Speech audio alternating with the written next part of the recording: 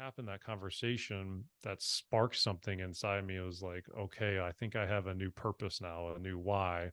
And that's, how do I get the word out about, hey, people, you can invest into real estate in a passive, hands-off way. You can do it to set yourself up for retirement and for financial freedom. Hey there, I am Dr. Jason Ballara, and this is the Know Your Why podcast, where we explore the why behind success.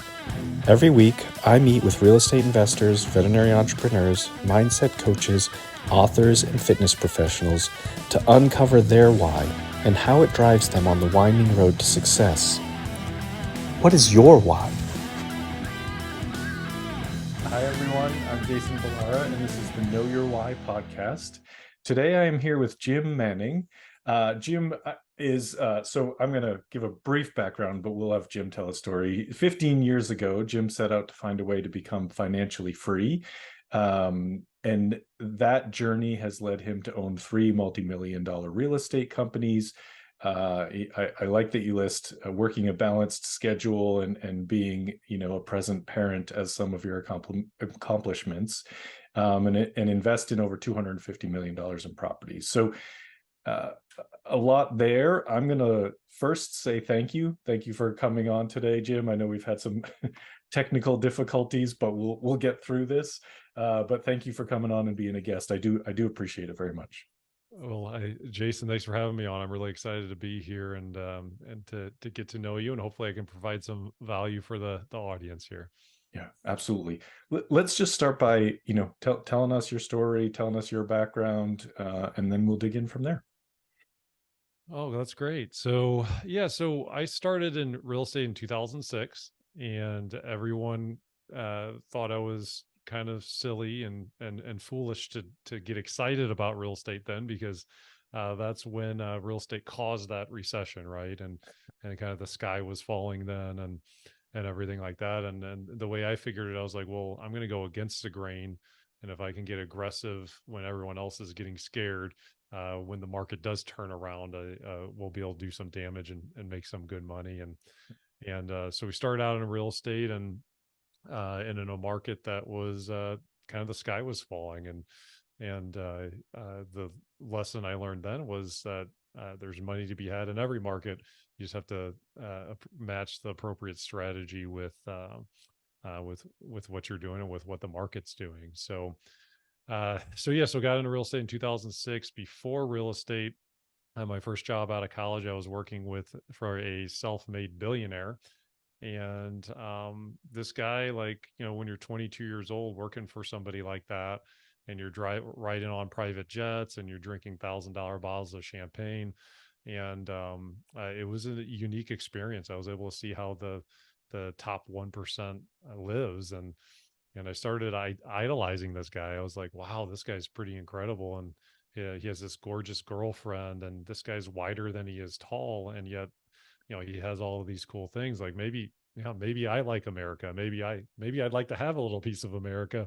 So that kind of sparked in me this desire to, like, okay, well, maybe I can achieve something, because this guy built this company from the ground up. He's a guy just like me. Maybe I could do something like that. So it was a really fortunate experience when I got out of college. And the interesting thing was, the first week I worked for him, the company that I was with, we did a good enough job. We got asked back. And when we got asked back, he also invited me to dinner with his family. And so I remember going to dinner thinking, man, this guy must really like me. I can't believe it. Maybe this will be a great opportunity. And within 5 minutes of being there, I realized that the help was there, because his wife and his daughters absolutely hated him. And if the help was there, it would keep the peace. And notice I said I first met his really good looking girlfriend that was half his age. And yeah, he was still married and and had these daughters. So shocker that they didn't have a great relationship, right? And as the onion peeled back, what I realized was, wow, this guy on the surface that I idolized, and he's achieved the pinnacle of any sort of business achievement that you can, a self-made billionaire. As the onion peeled back, I realized, whoa, this guy's miserable, and he's not happy at all, and he has all this wealth, but no joy to be able to experience it. So then I decided kind of at that moment, I was like, well, I would like to be able to have some big business achievements and life achievements, but I want to do it in a way that doesn't cost me everything in the process. So how do I do both? And I started studying investing. I was like, well, if you're going to do good things, you need to know about investing. I poured into all sorts of books on the stock market. Warren Buffett, read several of his books. Then I started studying real estate investing, and I absolutely fell in love with that because of the ability to make and generate good money and do good things for the community at the same time. When you fix up a property, you're literally creating a home for a family. So I decided to get into real estate from a pragmatic, okay, I can make some good money, and a community focused, like I can do good while I make good money. So I fell in love with the prospect, and in 2006 got in full steam ahead, full time. Love it. Love it. Yeah, that's very interesting, I guess, to see that at such a young age too, to be kind of introduced to the billionaire lifestyle, but then, kind of seeing what what is the downside to that, right? Like being, so consumed by work and that level of success. I've heard people say before, as a billionaire, you just have bigger problems, not necessarily that the problems go away. So, I guess that's a be careful what you wish for. But you also mentioned kind of coming into real estate in 2006 and sort of adjusting your strategy for whatever the market. So tell us a little bit about that, beginning journey into real estate and what you did there to kind of take advantage in what a lot of people perceive as a difficult time. Absolutely. So great question. So the market of the moment then was short sales. And for those of you that don't remember or weren't around for that, short sales basically if a property is worth 50,000 but a bank has $100,000 note on the property, it's the process of negotiating with the bank to say, hey, we need you to sell the property for $50,000 because that's all it's worth now. And so that's selling the property short of the loan amount.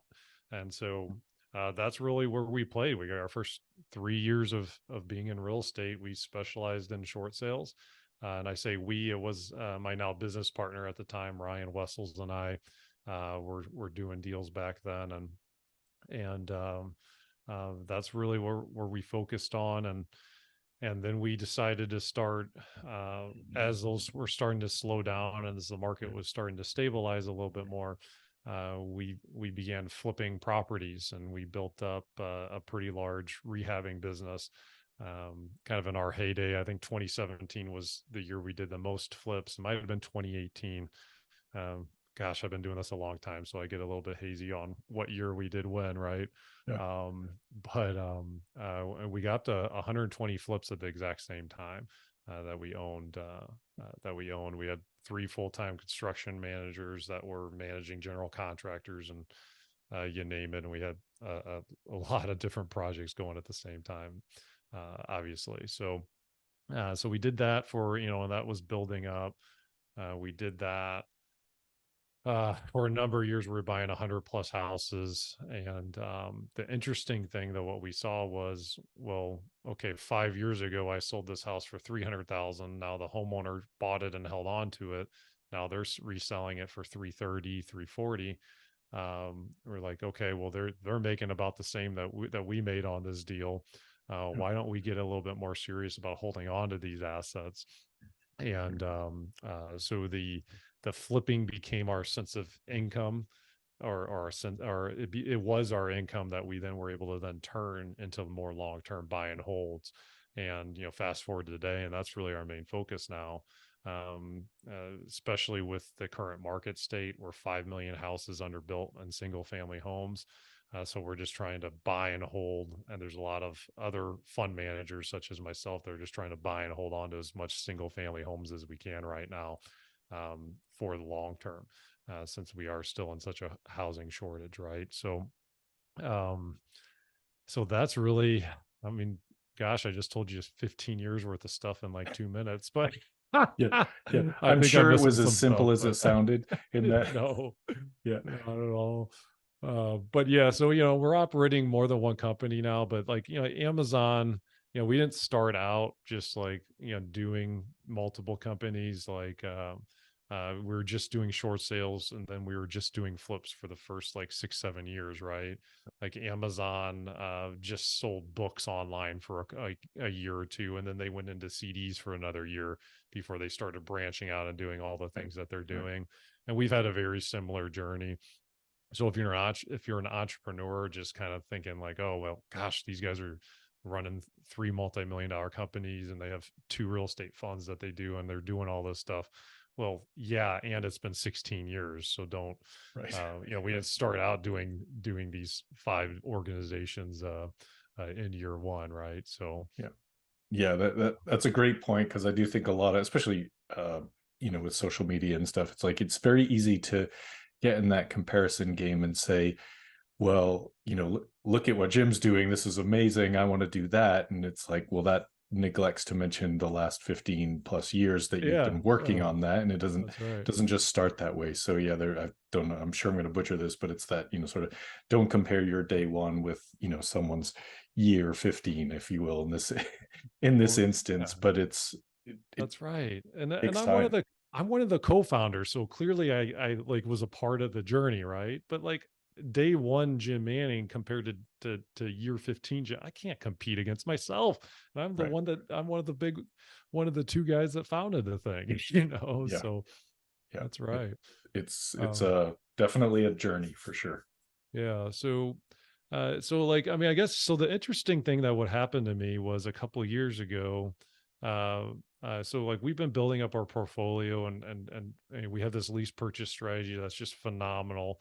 Lowers the risk and helps with the predictability of returns. And it was interesting is I had a friend confide in me and he said, "Hey Jim, I'm afraid of running out of money before I die." And I took my breath away because I was like, here's a self-made millionaire. He's in his 70s and he's afraid of running out of money before he dies. He did everything the financial industry taught him to do his entire life. He worked his tail off, he saved his money. And now inflation's going through the roof. The stock market's going down and sideways. There's a lot of uncertainty with what's going on there. And now he's in a state where if he lives to be 90, he's absolutely fine. If he lives to be 100 and then, some sort of medical hardship happens, he doesn't know, and so like now that he's in his 70s, it's like, well man, do I go to that bucket list trip to Europe or do I just not go? And so anyway, like when that happened, that conversation that sparked something inside me. It was like, okay, I think I have a new purpose now, a new why. And that's how do I get the word out about, hey people, you can invest into real estate in a passive hands-off way. You can do it to set yourself up for retirement and for financial freedom. Because the difference between real estate and the stock market is if I own a stock in Anheuser-Busch and I buy it because beer traditionally does really well in recessionary environments, right? And then one social media post, I think Dylan was his name, Dylan Mulvaney or Mulvaney, whatever his name was. Yeah, I don't remember. Uh, there was $27 billion and 20% in market value that was lost after that. And it sparked because of that one social media post. So if I'm in my 70s and I need to now start to live off of that, and I have to now start to sell that stock because of that craziness that happened, I'm selling at a deep discount and I'm in this environment of uncertainty. And I juxtapose that, or I compare that to if I just had the same amount of passive income coming in real estate. Well, real estate, the cash flow that comes in isn't a promise, it's actual profit from your investment, right? So if you can live off that cash flow, well, the real estate over time is going to appreciate. And if it's $1 million of real estate, your that nest egg's not depleting now. Right. So so anyway, so like that's really, like you mentioned, like talking about the why and why you're doing things. My why has changed a lot over the time and a lot over the years. And now the why is, how do I create an environment where we can help people become financially free and live the good life of retirement. backed by an asset that's amazing, like real estate, like how to, Yeah. and that's really, that's the new purpose and why we're doing what we're doing now. Yeah. And what you just brought up is just, it's such a funny thing to me that it's, the traditional route of retirement and people putting money in their 401k and IRAs and all of this stuff. Great, that's fine. It's not a problem to do that, but recognize that like the way to get money out of the stock market is by selling the stocks. Whereas with real estate, we can actually continue to produce cash flow through those real estate investments as they appreciate in value. So it's like you don't it's a it's a true story. Like your friend who's saying, I'm worried about running out of money before I die, and like that's someone who a lot of sort of quote unquote regular people think here's a really wealthy person that can't happen to them. But like the reality is you might have medical expenses, as you mentioned. You can kind of run into anything, and if your nest egg is being depleted every year by having to make withdrawals, it's very hard to sort of feel comfortable about where that's going if you see that balance just always going down. And so I think it's a great point that you make there about kind of the differences in terms of using real estate for retirement versus the stock market. Yeah, and for the record, a lot of people have made a lot of money in the stock market, and a Yeah. lot of people will continue to make a lot of money in the stock market. And for retirement, when you're talking about one social media post can cause a 20 plus $billion of market value go away. It's for retirement when you're in that volatile and uncertain of an environment. Yeah. Well, how about we have a foundation of real estate that's not quite so crazy? And then now that you have that foundation in place, now you can you can do the stock markets, you can invest into private equities, you can do all sorts of other stuff that can work for you when the foundation's intact and the cash flow is intact from real estate. So it's not like an either or. It's like how do you focus first on that foundation, get your structure set up so you don't have to worry about if there's another war that happens or any of that other stuff. You can just feel pretty good. And that's the biggest advantage I think that single family specific real estate has over pretty much any other investment vehicle I can think of, is there's not a market shift that can take single family residents out. And what I mean by that is Blockbuster's a good story. It got up to over $5 billion in valuation in 2004. By 2014, Netflix came around and the company was bankrupt and worth nothing. That was a market shift, right? In real estate, we have to live somewhere. As far as I know, there's not one market shift that can get us out of living somewhere. So like there is that need when it comes to single family housing, that you're just not going to be able to get around. So you're not exposing yourself to some of that unknown and some of the market shifts that can happen, right? Yeah, and you're much less at risk from something like you said, a social media post. I mean, Elon Musk likes to do that, post some sort of thing on Twitter that changes the value of his companies up or down. I mean, it can go both ways. It's just that volatility and unpredictability is pretty big, and it definitely is not an either or. And I think that hopefully people recognize that when we talk about real estate on the show, I'm not saying don't invest in the stock market, but most people are only invested in the stock market. That's what they think is the right way to go. That's what even their financial advisor tells them is the right way to go. And make no mistake, you're not diversified that way. You're not diversified by being in the stock market. Like that's one asset class. You should be outside of it, whether that's real estate or include other things. It's fine. But the point is, it's you're not diversified just because you have a couple of different stocks, or you have, what I mean? It's all that kind of same potential volatility. That's absolutely right. And then so let's be fair, okay? Like we're saying all the pros to real estate. There's one thing that really sucks about real estate, and let's be real, is that to execute and have profitable deals, like it takes time. You have to Mhm. find the deal, you have to Yep. negotiate it, you have to find the right contractor and manage it and get it under the right repairs. And I'm talking in generalities. There's different nuances here, but even if you have a property manager, you have to manage the property manager to properly manage your company, right? Yep. Or your property. So there's a lot of work that goes into it as well. And in like the defense of like the financial industry and the financial advisors in the rearview mirror, was there wasn't a whole lot of hands-off investing opportunities available for people that outside of like family offices or like your old True. school Yeah. True. 1% money. But nowadays, what's happening in the private equity space is you have these private markets that have been doubling since 2000. Now they're in the trillions, and they're continuing to double because these private investments are turning better returns, and they are giving diversification, and it's giving people that have money to invest in a great alternative to get out of some of this craziness swings in the public market and get into asset classes like real estate in a 100% hands-off way. So Mhm. just because all of this work is needed doesn't mean that you as the investor have to do any of the work. You just have to find the right team or the right individual to invest in and have them do all the work. So the most successful structure that I've ever found in investing in real estate is when you have an active investor that's doing all the work, and you have a passive investor that's really providing the finances.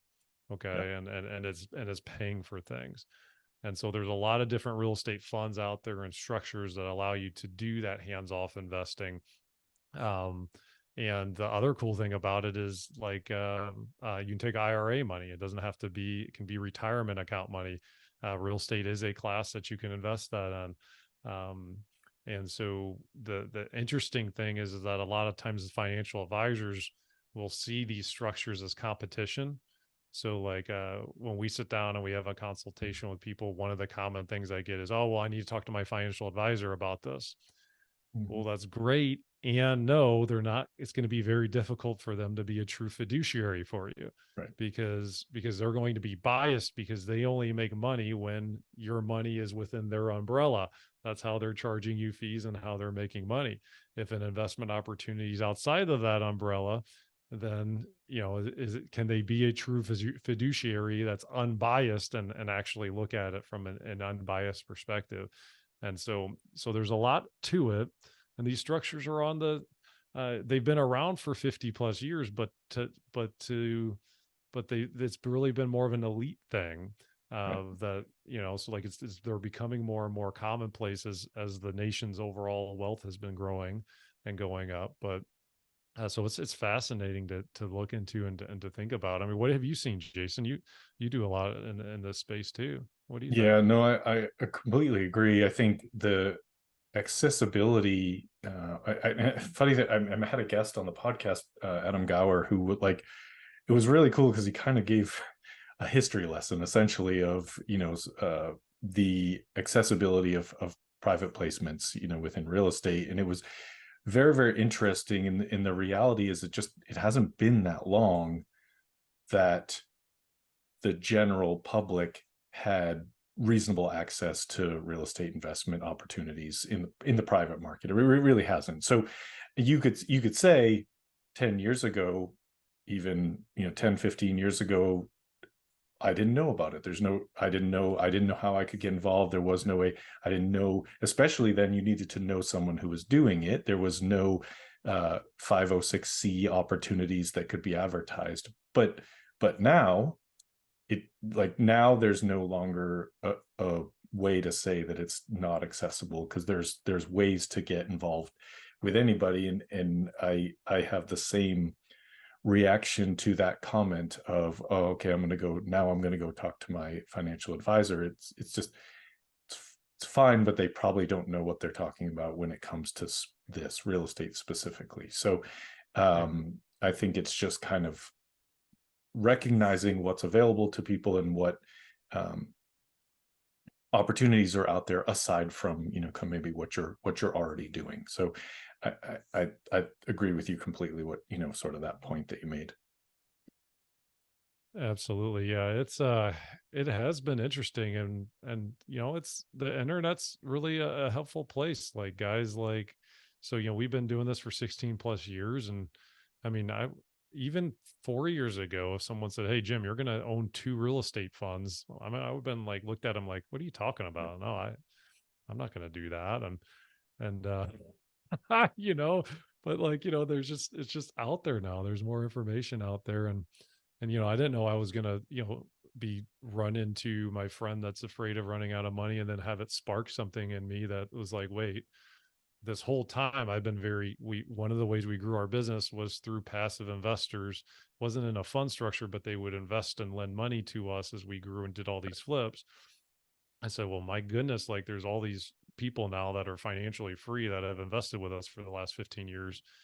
Like if we already have a team that can do all of the work, well, why not try and bless people's lives and leave that as a legacy uh, for it? But like, I mean, it's just been the perfect storm of things coming together. And like they say, God has a plan, and like in hindsight, I guess it all makes sense, but it sure didn't in the Right. moment, Right. we were leading to this. So, Yeah. Yeah. um, It's easier to look back and see, kind of how those pieces fell together, and what make a little bit more sense of it. But yeah, in the moment, you're just working towards what makes sense to you, and then someone uh-huh. comes and says something to you, or what, something happens that kind of opens up another uh window in your mind about how else I can, sort of make all of this work or help other people or whatever the case may be. I That's do. right. I want to ask you. I have I don't have 4 kids. I have 2 kids, but I know here you listed, these that passive income has allowed you to do some things, and you specifically mentioned work a balanced schedule and parent 4 kids under 9 and coach teams and things. And this is maybe I assume there are other parents out there that would have the same question, but selfishly, I want you to talk about that a little bit. What have you done to help, um, you know, create a lot of success, but also, manage to still be, there for family? Yeah. So oh, what a great question. I mean, there's a lot to unpack here. I mean, the first thing, like, I can't take all credit for it. I outkicked my coverage. My wife is amazing. She is an amazing mom. Um, I guess that and is the key, because it's the same for me. It's like just marry someone amazing, and then well, you yeah, and can be I get it that successful. that's a little bit of a cop out, because it's like, okay, great. Well, what do I do if my wife's not amazing or my husband's not? No, I'm Right. joking, but um, so that has been absolutely helpful. Real estate's allowed our family. So I'm a sole, like my wife's able to stay at home too. So that does really help. But real estate allowed us the vehicle to do that. It created Yeah. that, right? Um, but the life experience and getting crystal clear on, hey, I'm going to measure my success by what I gave up to get it. Okay. I'm not going to just measure success. Did I climb a mountain and become a self-made billionaire? I'm going to measure it by what was I able to achieve and at what cost. Okay.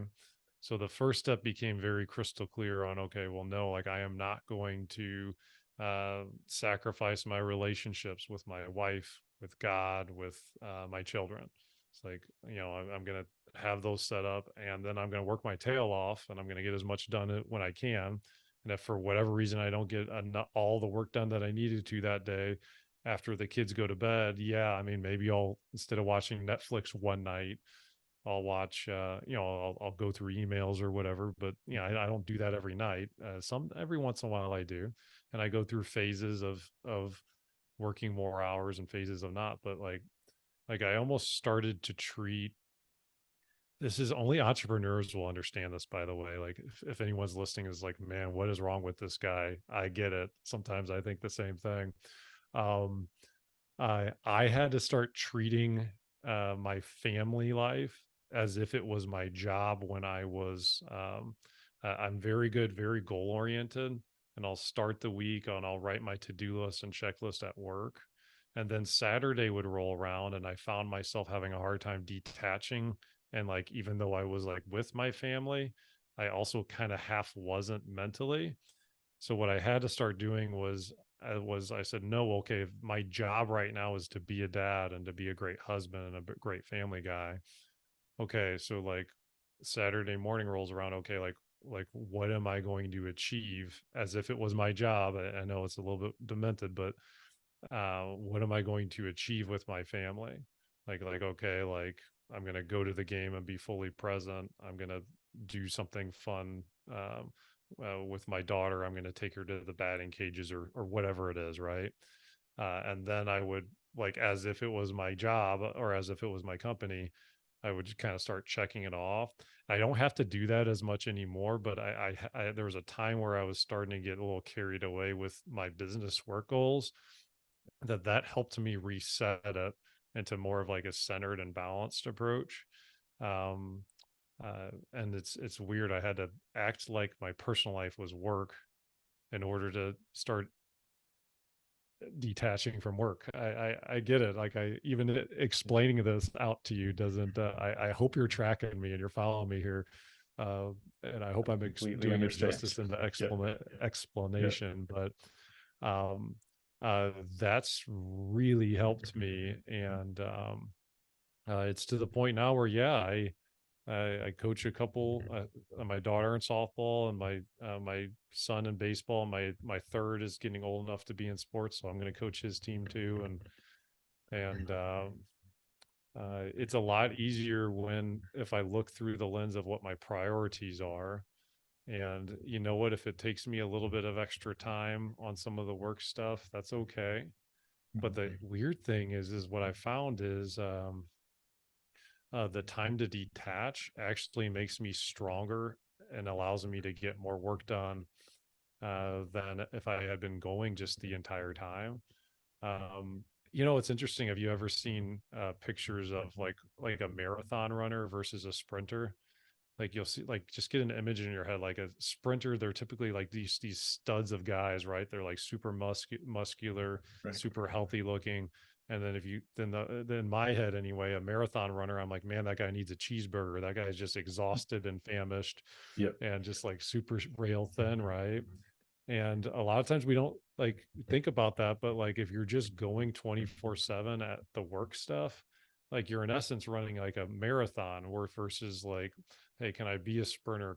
If I'm there from 9 to 5 today, man, I am going to give it everything I have, sprint as hard as I can.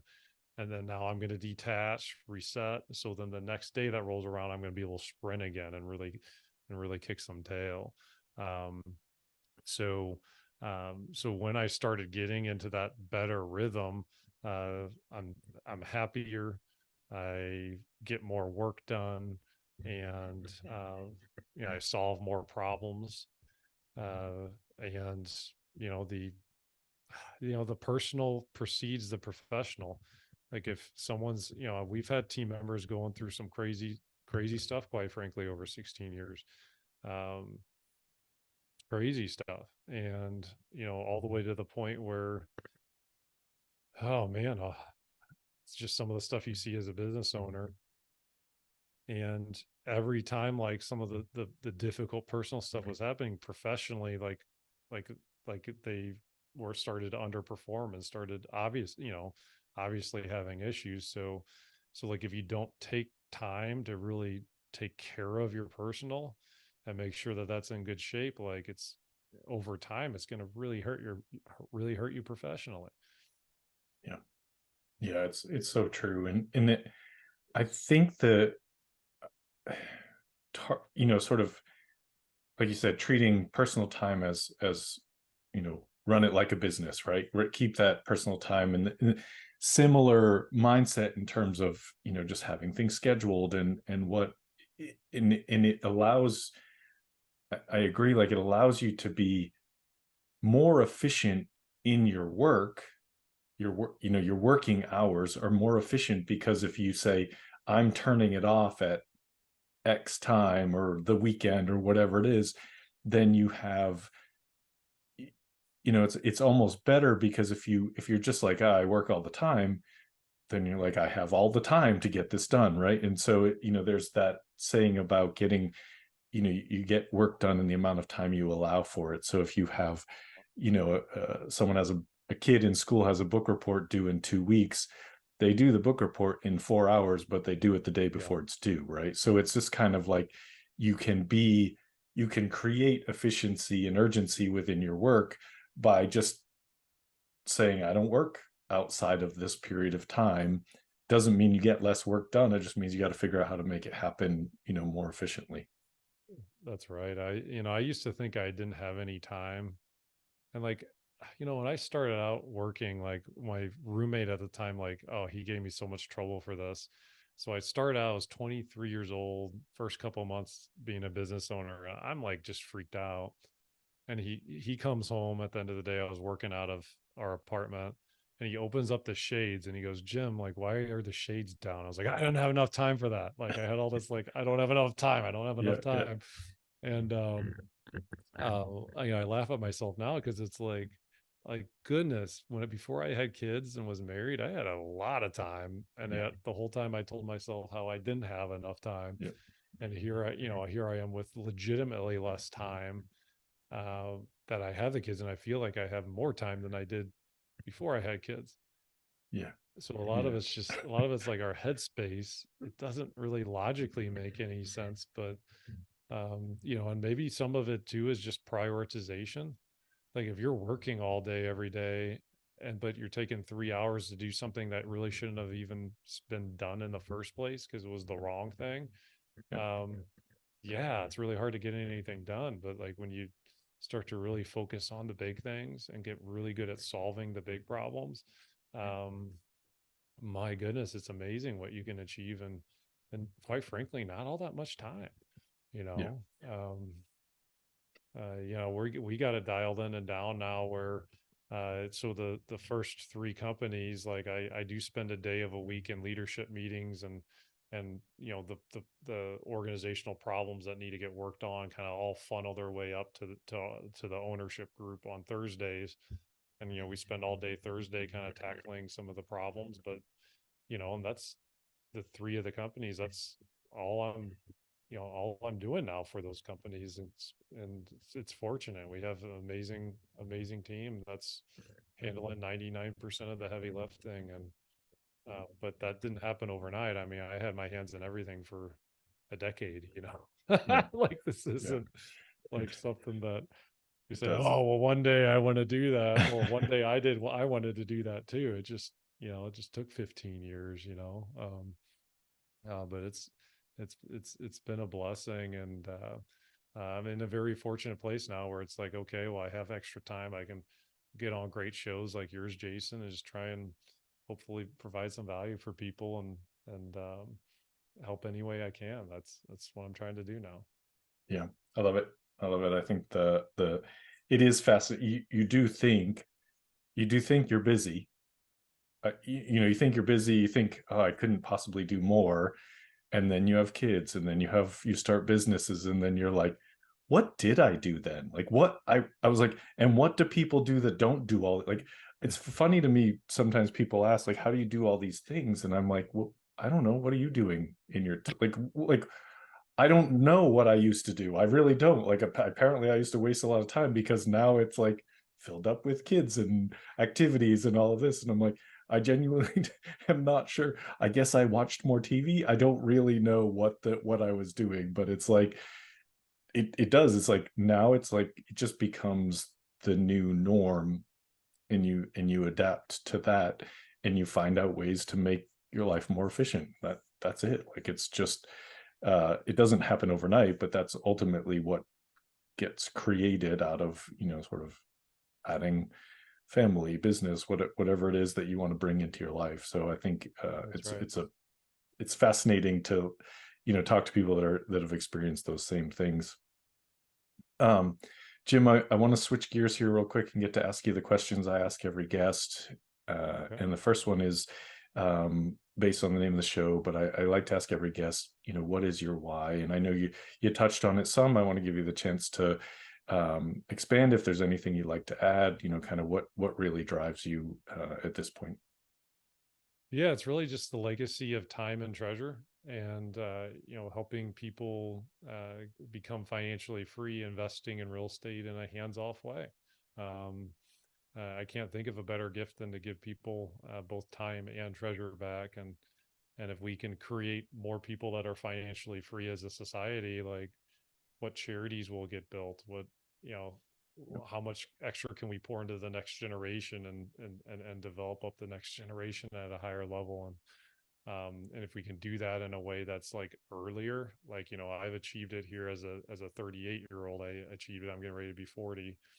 If we can get more and more people that can get to a stage where they aren't limited um, by like having to do things, they get to a place where are young enough and hungry enough to get to do things. Yeah. Like what can we do as a society? How much good can we do? And so that's really, we're hoping to a legacy that I'm hoping to leave behind. And no mistake about it, as this thing grows, I win too. Like that's, you know I think that's, so it's not like I'm doing this for charity. We're not a non-for-profit or anything like that, um, but really, I mean, that is what drives me now. I think about, I'll feel pretty good if I like, when I'm looking back on my deathbed and I can say, man, I really helped a lot of people. And then the good that was able to come out of that was, immeasurable. Like how do you even measure that? And so it's a lot more to me than just about the X's and O's and the dollars and cents. It's really about the working on the legacy now. So Yeah. Yeah. Love it. Tell us something about yourself that isn't common knowledge, special skill, a hobby, anything, let listeners know you a little better. uh I can do I know how to do a Rubik's Cube. I like looked at it online, and I can do a Rubik's Cube now. This is a new thing. I learned how to do it in the last 12 months. Oh, wow. Why? I have no idea. I guess like we randomly, one of the kids got it or something. I just started tinkering and playing with it. Um, but I know how to do that.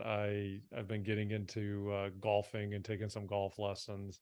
I have been improving a lot there, and one of the things that like I feel like as I'm staring down 40, I'm getting ready to be 40 in 3 months, at the time of this recording anyway. Um, One thing that I find myself wanting to do is like a hobby or something like that I'm a beginner in it at again. And so like the golf has been really refreshing because like I was a baseball player growing up. I ended up playing at a D3 college baseball. I was able to become a baseball player and in college, and that's the so it's been nice to try something new on like a hobby level and then be like, oh, this is how it feels like again, because it's been a while since we were newbies at Yeah. like real estate investing, right? Like, Yeah. oh, this is what it feels like. It's such a humbling experience, um, and something that I've really enjoyed doing. Yeah. Yeah. Feeling growth, like, you know what I mean? Like something as you master things, they become maybe not less interesting, but just you're not making those strides forward that you can when you start to learn something new. So I think I agree. Like even just picking up something that is foreign, it feels interesting and new. When people hear this and they want to reach out to you, what's the best way? Oh, great. Yeah. So passivewealthshow.com is our website, passivewealthshow.com. I have two free, 100% free courses on there. One's about passive income, and I break down the strategies that we've used to generate. It was over $5 million in passive income last year, or I'm sorry, in 2022. It was So I kind of break down like what are those three strategies, why they're my favorite, and why I think everybody should do them. And then the other course I have is called Passive Profits, and it's about investing in your first real estate fund. and I go through, okay, there's a clarity finder, like, is investing passively even the right thing for you or not? Because like we shouldn't do there's nothing more tragic than spending time going down a rabbit hole on when we shouldn't have done it in the first place, right? So I help you think through, okay, should I be an active investor or a passive investor? Assessing risk on these deals. There's all sorts of different risk profiles. How do you measure that, and how do you figure out what that is? Even some basic fund terminology, like understanding what general partners and limited partners are. And so anyway, the course just breaks down and goes through a step by step on. I thought through what I for the researchers in the room, what the researchers will need to know. And then also I do have like a Calendly link on the website. If you're really more the type that, oh, I just want to talk to somebody, you can schedule a call as well on passivewellshow.com, and we can connect and talk, and if there's anything I can do to help, I would love to. So yeah, so just passivewellshow.com. Perfect. We'll put that in the show notes. My last question for you, Jim, what piece of advice would you give to someone who wants to get started in real estate? They hear this, they're excited by your story. What would you tell them? The first step would be just getting clear on who you are, what you're good at, and what approach you should do. Okay. I am an active investor. That was what's best for me. And all the passive income that my team generates for me is actually recurring revenue, because we're managing the team and we're creating passive income opportunities for other people. Okay. So what's best for me is the active investor route. But if you're someone that loves what their day job is, like let's say you're a doctor and you love your day job, the passive investment route is likely to be the better option. Because do you want to be start a new company that then you have to find the deal, you have to negotiate it, and then you have to build this business that's building your recurring revenue, but at some point, like it's still active. It's not an actual passive investment. So I think it is a really confusing that people a lot of times will say, oh, I love real estate because of everything on paper, the depreciation, the passive income, the cash flow. I love all of that. So I'm going to go out and I'm going to find a property and I'm going to become a landlord. Well, you're skipping a step. Yeah. First decide, first have some awareness, like, and get clear on how good are you at these things. Like you have to have sales skills to be good at real estate. Like, cause like without a sale, there's no deal, there's no property to buy. Like you have to sell yourself to a homeowner or to a realtor, and to get to people that have to make it work. Right. So I would say first self-identify, okay, like, am I an active or am I a passive investor? And then once you do that, now okay, well, should I start studying strategies on investing in real estate, like lease purchase deals or apartment complexes or self-storage or whatever? Should I start to then get all of those trainings? Or if a passive investment's the right route, should I start studying how do I be a passive investor and take a course like Jim has on the passivewellshow.com to develop that skill set? Because it's a different skill set, investing into a team versus that will do all the work, versus investing yourself, where you have to have all of the knowledge on running the repairs and valuing properties and all of that. Yeah. I think it's great. I think you have to definitely think people should check out what's on your website, and that sort of, I like the idea of that sort of self-evaluation of where do I stand? Because I do think so many people are like, you tell them how great investing in real estate is, and their automatic thought is, well, I don't want to do all that work. And they just don't know they don't have to. Like you literally do not have to. Like there are passive opportunities all over the place. You don't have to be the one to do the work. So it's I think a great point to end on. And I just want to say thank you for coming on the show today. Thank you for everything that you shared. I think just a ton of value there for the listeners. So thank you very much. Thanks, Jason. Thanks for having me on. Have a good one, guys. Absolutely. folks listening, I know you're going to love this episode. Please like, rate, and review so we can get more great guests like Jim. And thank you all for listening. I am Dr. Jason Ballara, and this is the Know Your Why podcast, where we explore the why behind success. Every week, I meet with real estate investors, veterinary entrepreneurs, mindset coaches, authors, and fitness professionals to uncover their why and how it drives them on the winding road to success. What is your why?